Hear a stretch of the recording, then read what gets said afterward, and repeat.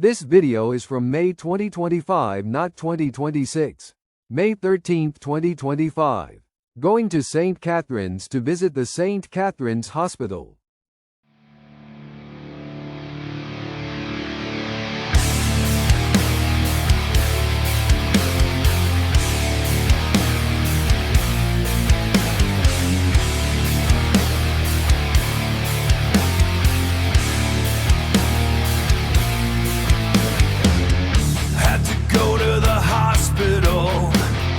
Visit someone, but on the way there it was somewhat fun.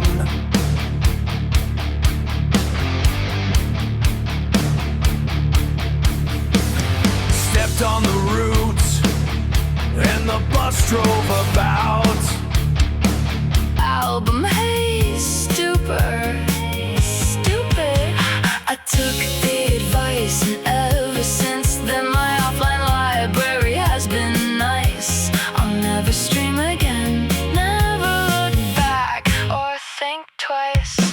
Do not stream, get the CD. The CD is the best and it passes the time test. It's a better quality and you get to keep it forever. And put it in VLC to be wise and real clever.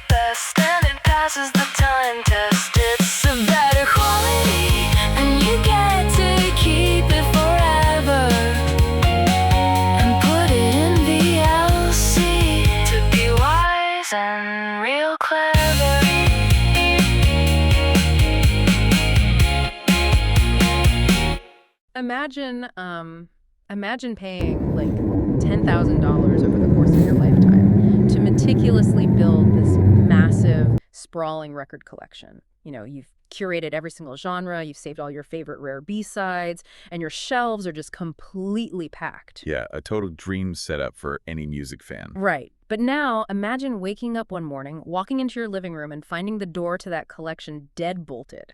And there's like just a sticky note on the door that says, your license to access this room has been revoked by the distributor. That is, I mean, it sounds like a nightmare. It does, but for, billions of us using Spotify or Apple Music or YouTube right now, that isn't some dystopian sci-fi fiction. It's actually just the standard terms of service. Exactly. We don't actually own any. No. We are just renting access to a cloud that can evaporate at any second. It is the great illusion of the modern digital era, right? I mean, we traded the security of ownership for the weightlessness of convenience.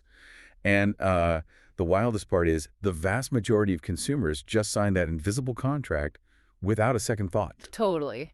They're completely convinced that because the technology is newer, it is inherently superior. Which, brings us to the entire reason we are sitting here today. Welcome to this deep dive. If you are listening to us right now, you are probably someone who loves peeling back the layers of everyday life. You love challenging the status quo, continuous learning, and looking at the world from completely unique, sometimes uncomfortable perspectives. And this one is definitely uncomfortable. Oh, absolutely. So buckle up, because we are about to explore an argument that is wildly countercultural, borderline rebellious, and yet frustratingly logical. Frustrating because it completely dismantles the modern convenience we've all become, so addicted to. Exactly. So our mission today is built entirely around this and The premise is shocking, really. STS has systematically, intentionally abandoned all modern streaming services. Spotify. No Spotify, no Apple Music, no YouTube. They have completely returned to a physical technology birthed in the late 1970s and 80s, the compact disc. Right. And they aren't doing it to be like a hipster, you know? Right. It's not about the aesthetic. No. They argue that this decades-old technology is economically, practically, and psychologically vastly superior to what the biggest tech giants on Earth are selling us today. And it is so crucial to frame this correctly right out of the gate. Because when you hear returning to CDs, the immediate reaction is to just, dismiss it as pure nostalgia. Sure, you picture actually happening to the audio. So when you stream video or audio, especially on a platform like YouTube at a restricted 480p setting, the algorithm powering that stream has one primary objective, and that is to save bandwidth. Keep the pipes clear. Exactly. It does not care about delivering a pristine acoustic experience. It cares about pushing the data through the pipe without the video buffering. To achieve that, it uses something called psychoacoustic modeling. Wait, psychoacoustic modeling, that sounds like the algorithm is playing mind games with us. Walk me through that. It essentially is. Psychoacoustic modeling is the science behind lossy compression formats. So things like MP3, AAC, or the formats YouTube uses.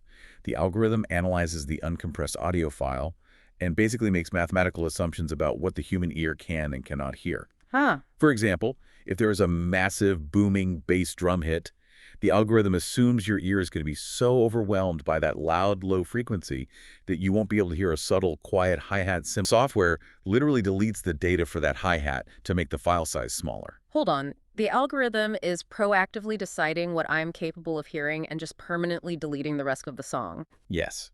It shaves off the extreme high frequencies, it muddies the low-end frequencies, and it aggressively compresses the dynamic range. The dynamic range being the difference between the loud and quiet parts. Exactly, the difference between the quietest parts and the loudest parts. And when you compress audio that heavily, especially at lower byte rates like YouTube's 480p setting, you introduce what audio engineers call artifacts. Artifacts. Yeah, these are digital errors. That hissing, that unnatural pre-echo, that weird underwater reverb STS noticed. Those aren't in the original recording. Those are the audible scars left behind by the algorithm butchering the file to save bandwidth. That is wild. So STS hears this digital butchery and thinks, is this what music is actually supposed to sound like? Yeah. And rather than just accepting it, they go searching for an answer. And in a very modern twist, they log on to po.com and consult an AI chatbot. Oh, the irony. I know, right?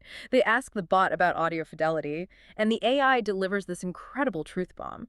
It tells them that CDs actually offer significantly superior audio quality compared to standard streaming.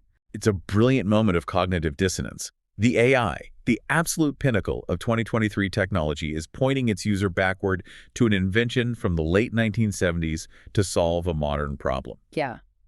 So armed with this realization, STS takes immediate physical action. They drive to a local Goodwill thrift store. They literally dig through an old CD player. I love that. They take it home, plug it in, and pull out a CD from their collection.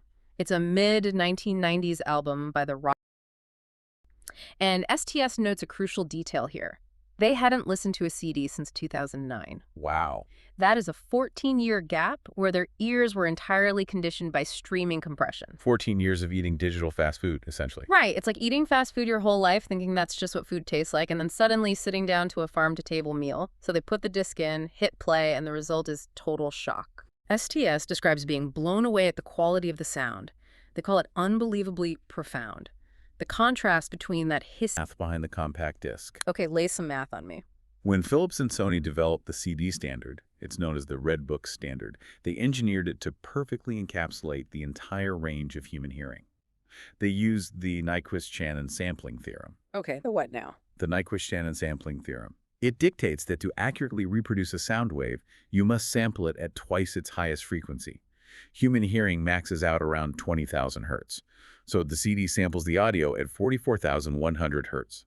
Furthermore, it records that data at a 16-bit depth, which provides a massive dynamic range of 96 decibels. Okay, but let me play devil's advocate here, because I'm getting stuck on the logic. Doesn't Spotify Premium or Apple Music sound just as good as a CD?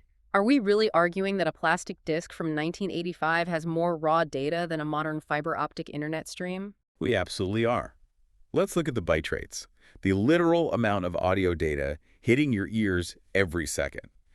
A standard audio CD delivers a byte rate of 1,411 kilobits per second. Okay, 1,411. Now, Spotify Premium, on its absolute highest setting, delivers 320 kilobits per second using an Ogg Vorbis or AAC codec. Wait, really? Yeah, and YouTube at 480p.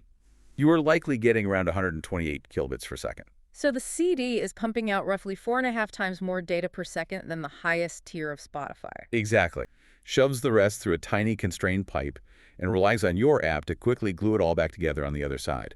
But, I mean, is the difference really that obvious to the naked ear? Like, STS is listening to an album from the mid-90s spinning on a dusty Goodwill CD player. I have to wonder, is it the 1,411 kilobits per second hitting their eardrums? Or is it just the massive emotional wave of a 2009 memory flooding back? Because nostalgia is a powerful drug. It is a fair critique, for sure. Mm-hmm. But STS's reaction in the manifesto is entirely anchored in sensory reality, not sentimentality. Nostalgia warms the heart, but it does not magically invent dynamic range. Fair point. Right. STS is incredibly specific about the technical flaws they were escaping. They point directly to the absence of the hissing, the reverb, and the pre-echo. They aren't just saying, oh, this reminds me of being 16. They're saying, I am suddenly hearing the actual frequency response of the bass guitar without algorithmic interference. So they're actually hearing the instruments as they were recorded? Yes. The nostalgia may have dictated which album they pulled off the shelf, but it was the uncompressed, lossless PCM audio data that delivered the unbelievably profound clarity. The illusion shatters. The fast food is revealed for what it is, and STS decides they are never going back to the drive-thru. From that specific moment in 2023 onward, they initiate a hard, uncompromising pivot. They completely abandon streaming music on Spotify, Apple Music, and YouTube. Cold turkey. Cold turkey. They explicitly state they went back to the 2009 way of doing things. Okay. But this is where the manifesto takes a massive left turn. Because once STS discovers this sonic clarity, they don't just start hoarding jewel cases and lounging on the couch listening to a boombox. They build an incredibly rigid, almost militant offline architecture. Right. This is where STS transitions from a dissatisfied consumer into a highly disciplined digital archivist. Completely. Because here is the wildest contradiction in the entire document. STS abandons streaming to return to CDs, but they explicitly clarify that they rarely, if ever, actually listen to the physical CD playing inside a CD player. Which on the surface sounds entirely counterintuitive to everything we just discussed about the Goodwill epiphany. Right, you'd think they'd be spinning discs all day. Instead, they outline this intensely specific methodology. They buy the CD, they insert it into their PC, and they rip the tracks to their hard drive. But crucially, they refuse to rip them as MP3s. No compression. Right. They mandate ripping the files in high-fidelity lossless formats like .wav or .lac. Then they use a localized software program, specifically the VLC media player, to actually organize and listen to the music on their computer. Let's unpack the technical logic behind this workflow, because it makes a lot of sense. By ripping the CD into a .lac or .wav format, STS is extracting an exact bit-for-bit digital clone of the uncompressed audio on that disc. So it's still the Lego castle. Exactly. The file on the computer is completely lossless. It retains 100% of that 1,411 kilobit per second quality we just talked about. So VLC is delivering the exact same profound auditory experience that the Goodwill CD player did, but it provides the modern utility of a digital interface. You can make playlists, easily navigate your library. But STS highlights an even bigger reason for using VLC, and it's something I hadn't even thought about. It's the equalization settings, the EQ.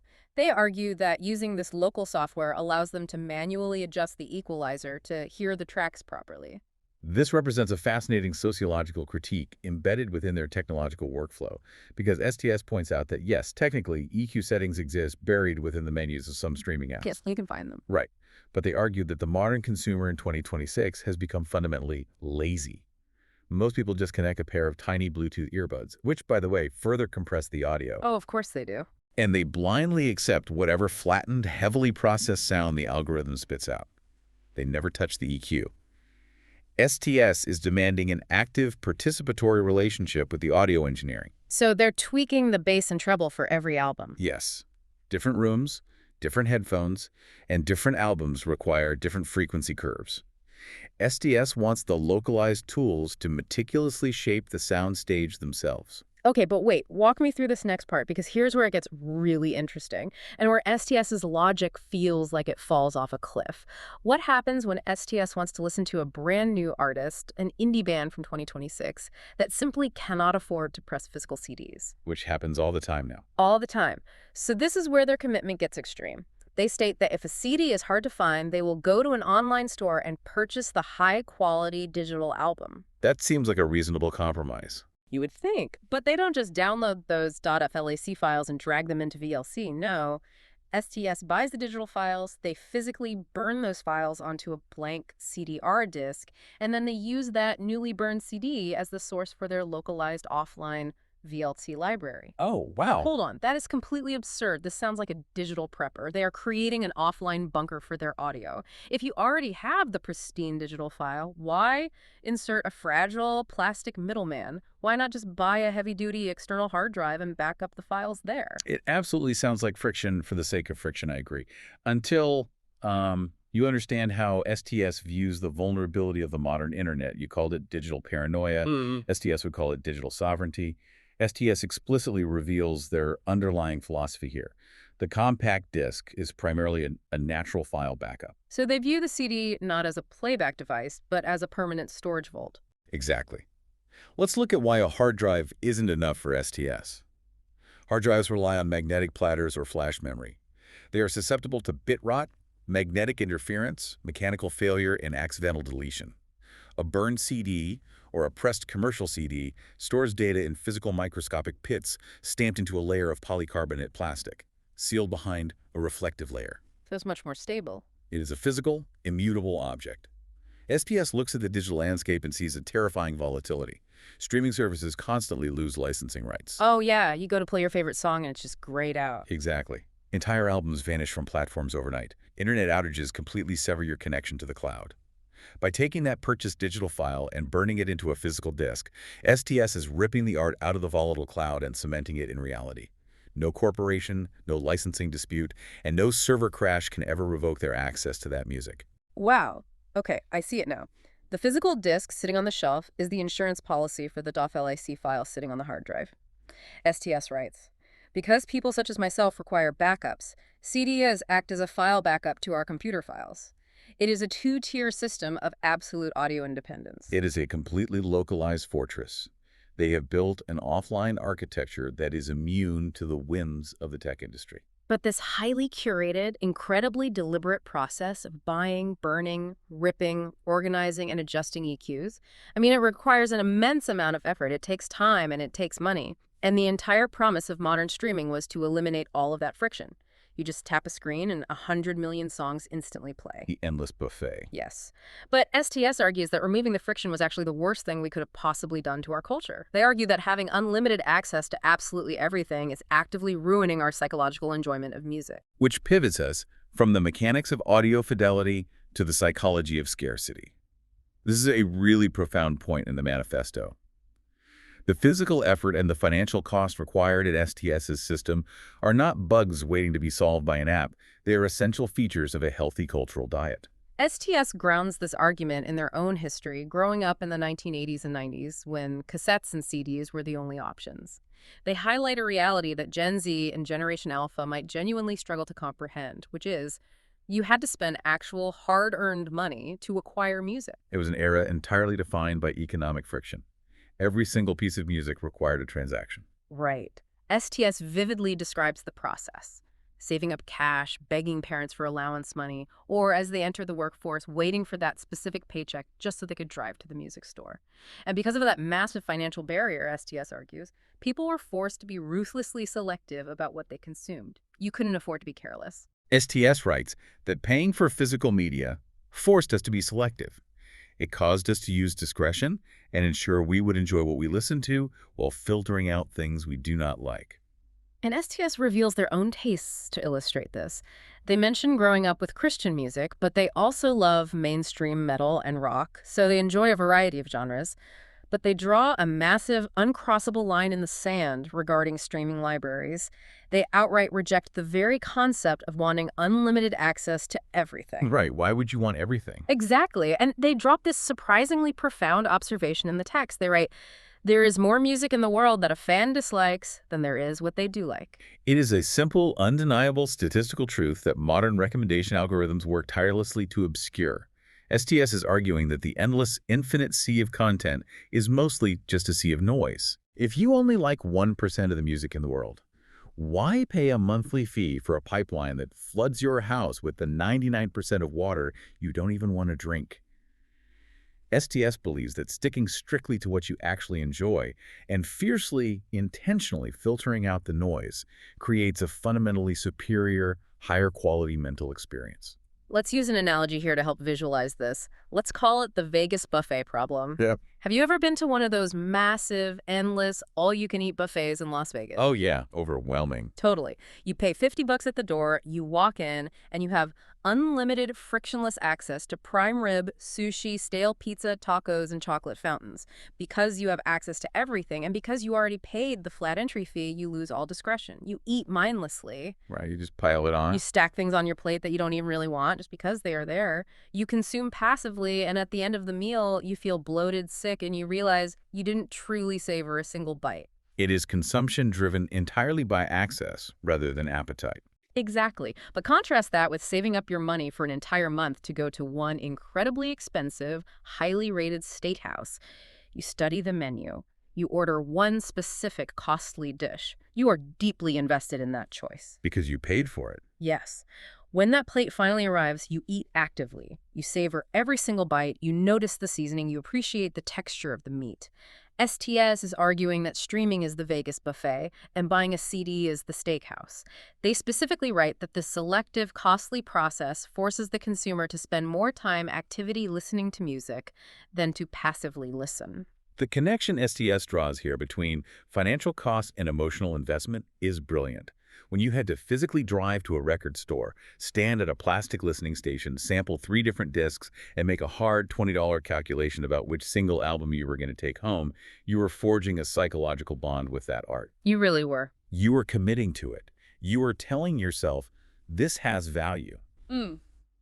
STS views this curation process as inherently healthy. It prevents the listener from succumbing to decision fatigue and filling their mental space with disposable junk. I remember doing exactly this in 19...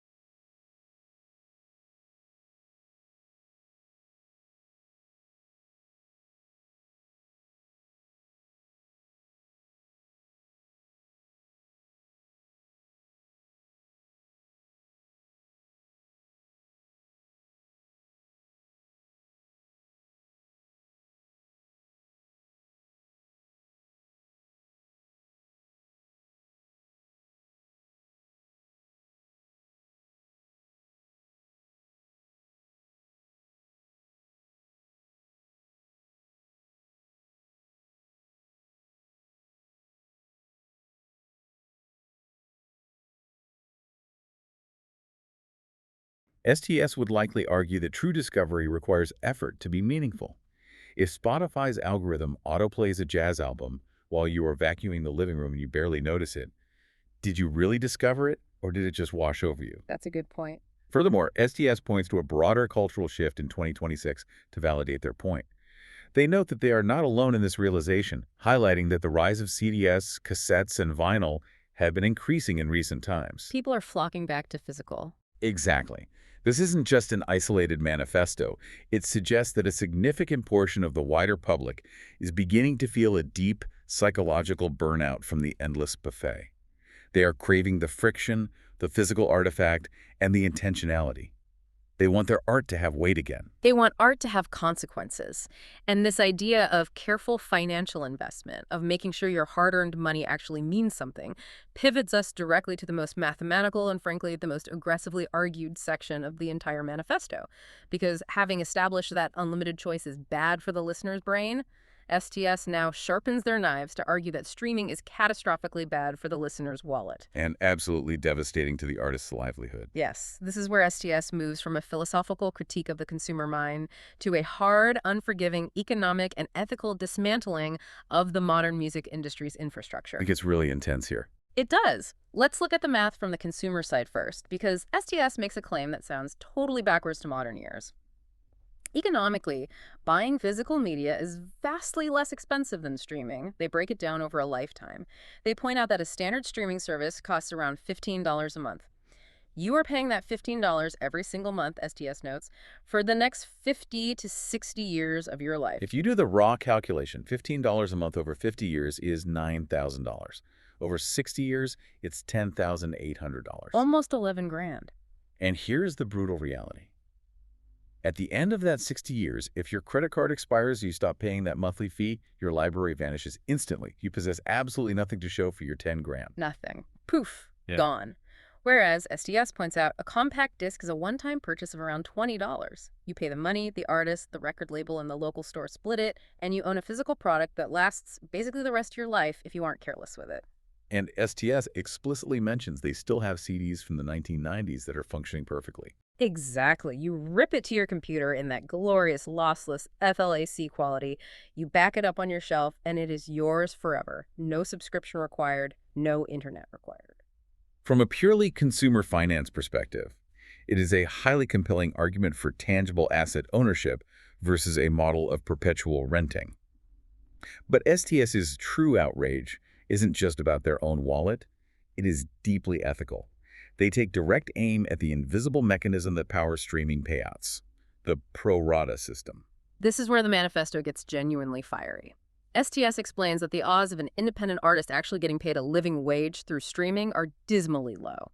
They cite the terrifying math. It takes roughly 1,000 listens for an artist to earn just a couple of dollars. It's insulting. It is. But it is so much worse than just low micro pennies per stream. STS exposes a fundamental structural absurdity in how your $15 monthly fee is actually distributed. We really need to dissect this pro rata pot system because it is the hidden economic engine of the streaming world that 99% of listeners are entirely unaware of. Yeah, please explain this because it blew my mind. So when you pay your $15 subscription fee every month, common sense would dictate that your $15 is divided up and given directly to the specific bands you chose to listen to that month. Right. If I listen exclusively to a local punk band, my $15 goes to that punk band. That's how a fair market works. But that is not how the pro rata system works. Instead, the streaming platform takes your $15 and the $15 from every single other one of its hundreds of millions of users and dumps all that cash into one giant centralized global pot. Okay. The platform then takes its massive corporate cut off the top. The remaining money in the pot is then distributed to artists based solely on the total percentage of all streams across the entire platform. Wait, meaning that the most popular artists on Earth take the lion's share of the money, regardless of who is actually paying the subscription fees? Yes. STS uses a fantastic blunt example to highlight this injustice. They point out that a massive chunk of the money in that global pot will inevitably go to top-tier, culturally dominant megastars like Taylor Swift or Lady Gaga, simply because they generate billions of streams globally. So even if I never play their songs? STS then states flatly, I quote, "It does not make economical sense to pay Lady Gaga in order to listen to Disturbed. That makes no sense whatsoever to me." I am genuinely shocked by this. So what does this actually mean in practice? If I am paying my $15 a month and I strictly spend my time listening to obscure underground indie metal bands, my money is essentially being siphoned off to subsidize mega pop stars I never even searched for. Basically, yes. My money is paying for a billionaire's private jet instead of fixing the indie band's tour van. It is a profound ethical disconnect between the consumer's intent and the platform's reality. To illustrate just how crazy this system is, STS builds an extensive, highly effective analogy in the manifesto.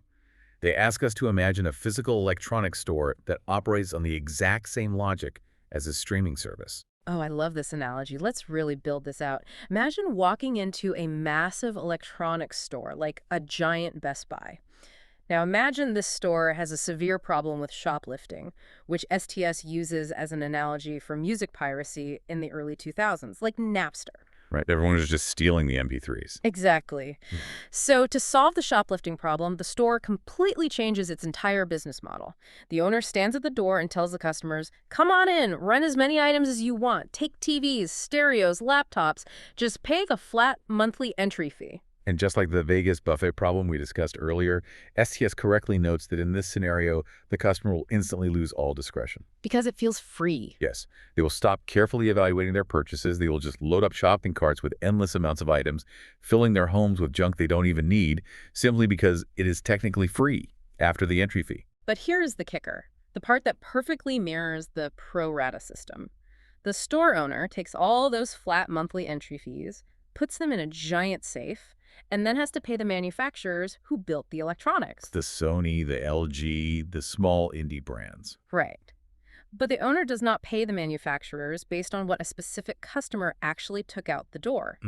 Instead, the owner gives the highest percentage of the total money to the brands that are the most popular overall.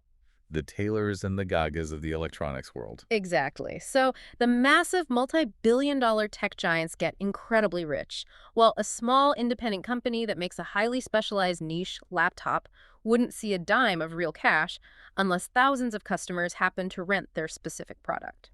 It is a system designed to consolidate wealth at the very top. STS looks at this imaginary electronics store, looks at the modern music industry's pro rata system, and delivers the most brilliantly blunt line in the entire manifesto. They say, that's streaming for you. It's stupid. It's stupid. Honestly, it's hard to argue with that summary. STS concludes this section by stating, it rips off the customer, the artist for low, and puts cash into the top artists' bank accounts. Wow.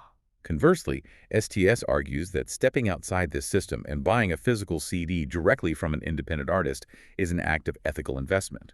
Yeah. When you hand over $20 for a CD, you are ensuring that artist gets a direct, significant, and immediate cut of your money. You are providing them with the actual capital they need to survive, pay their rent, and record their next album. Exactly. Furthermore, STS argues that buying the physical product creates a reliable economic bond. If a fan invests in the physical object, they are highly likely to return and buy the next release, providing the artist with a reliability and financial assurance that the fleeting algorithm-driven metrics of streaming simply cannot offer. Okay, let's step back and look at the fortress STS has built here. Because it is a fortress, the audio data is undeniably mathematically superior. The offline backup system is completely bulletproof against internet failures and licensing disputes. The psychology of scarcity promotes a healthier, more focused brain, and the economics are undeniably fairer to the indie artists who actually need the money. A very solid foundation. It really is. So if these arguments are this overwhelmingly strong, why isn't everyone in 2026 doing this? STS is smart enough to know that anyone reading this manifesto is going to have immediate, loud objections. And they anticipate the listener's doubts perfectly. Right. STS closes their manifesto by setting up a fierce defense against the modern conveniences we have come to expect. Yeah. They systematically swat down the three most common counterarguments leveled against physical media in the 21st century. Let's dive into this Q&A section because it really solidifies how uncompromising STS is. So the first massive objection, the classic 90s problem. Weren't people back in the CD era constantly ripped off? I mean, for filler. Exactly. You were forced to spend $20 on a 14-track album just to get the one or two good songs that were playing on the radio while the rest was filler. Doesn't the unbundled nature of streaming perfectly resolve that pain point? STS actually concedes a point here. They acknowledge that nothing is 100% perfect and that the 90s model had its inherent flaws and predatory label practices. But they argue that the landscape of 2026 offers a hybrid solution that streaming advocates deliberately ignore. STS points out that you no longer have to buy a full $20 CD just for one track. How so? You can simply go to a legitimate online digital storefront like Qobuz or Bandcamp, purchase the high-quality, lossless single track directly for $1 or $2, burn that single track to a disc for your physical backup, and apply it to your local VLC media player. Ah, so they are leveraging the modern digital marketplace to solve the 90s filler problem, but they're still subjecting that digital file to their rigorous, uncompromising physical backup architecture. Exactly. They isolate the specific benefit of modern technology unbundled direct track purchasing and completely strip away the detrimental framework of the streaming subscription model. Okay, objection number 2. Discs are physical objects existing in a messy physical world. They get scratched. They get scratched, they skip if you hit a bump in your car, and they are bulky. Who in their right mind wants walls of plastic jewel cases taking up their living room when you can carry 50 million songs in a glass rectangle thinner than a deck of cards? Here, STS revealed an uncompromising, almost stoic standard of personal responsibility. To them, scratches in bulk are not inherent flaws of the compact disc medium, they are flaws of the consumer's character and behavior. I love this part. They basically say, if you are careless, you get scratches. Grow up. Pretty much. They argue that if you take basic care of your CDs, hold them by the edges, and put them back in the case, they don't degrade. Right. And they remind the reader of their core localized architecture. The CD shouldn't be getting scratched anyway, because in STS's world, the CD is just a master file backup sitting safely on a shelf, while the ripped WAV or FLAC files do all the heavy lifting on the computer. It is the vault strategy we discussed earlier. It is exactly like a collector who buys extremely rare, incredibly valuable comic books, immediately seals them in Mylar sleeves, locks them inside a climate-controlled vault, and then only ever actually reads the digital PDF scans on their iPad. The physical object is preserved as the untouchable master asset, completely shielded from daily wear and tear. But what about the bulkiness? If you do this for a decade, won't you be buried in plastic cases? STS's answer to the bulkiness problem ties perfectly back into their psychological argument about the Vegas buffet. They state that having extremely high standards naturally limits the physical size of your collection. Because you weren't buying everything. Exactly. If you are ruthlessly conservative with your money, actively filtering out the noise and only buying the absolute best albums that you truly, deeply love, you won't ever have a wall of 5,000 CDs taking up your living room. You will have a highly curated, easily manageable collection of masterpieces. The bulk is eliminated by the stringent curation. I hear that, but I have to ask, is this demanding level of care, this constant file management, the burning, the ripping, the curating, the manual EQ adjustments, is this actually practical for the average person? Or has STS just turned the simple, joyous act of listening to music into a grueling part-time job? I mean, most people just want to push a green button on their commute and let the music wash over them. It is undoubtedly a form of labor. There is no denying the friction. But for STS, that labor is the entire point. The modern streaming paradigm views music as a transient utility, like tap water. You turn the faucet, the music flows, you turn it off, you forget about it. STS views music as an earned, protected asset. The labor involved in maintaining that localized VLC playlist, in meticulously burning the backups, in adjusting the EQ, that labor is a ritual of respect for the art. Like making a proper cup of coffee. Exactly. It is the difference between scooping instant coffee into a mug versus taking the time to manually grind the beans, heat the water to the exact temperature, and execute a perfect pour-over. STS argues that this intentional labor forces the quality to increase and the experience to be richer. Which leads right into the final, most obvious objection STS fields in the manifesto. Can't you just replicate all of this psychological benefit by being highly selective on streaming? The digital garden approach. Right. Can't you just ignore the endless buffet, meticulously build your own small, curated offline playlists on Spotify, and achieve the exact same focus without dealing with optical drives and plastic discs? STS's rebuttal here is swift, definitive, and cuts right to the core of their thesis. They acknowledge that yes, you can try to curate a small digital garden within a massive streaming app, but they point out that even if you only listen to 10 carefully selected songs a month, you are still permanently trapped within the two foundational, inescapable flaws of the system. Which are? First, you're still plagued by the unethical pro rata financial system. Your $15 is still going to Lady Gaga's bank account instead of the indie artist you are selectively streaming. And second, no matter how carefully you curate, you are still inherently subjected to the inferior compressed audio algorithms that rob the music of its true dynamic range. You can curate the fast food menu all you want, but at the end of the day, you are still eating fast food. Precisely.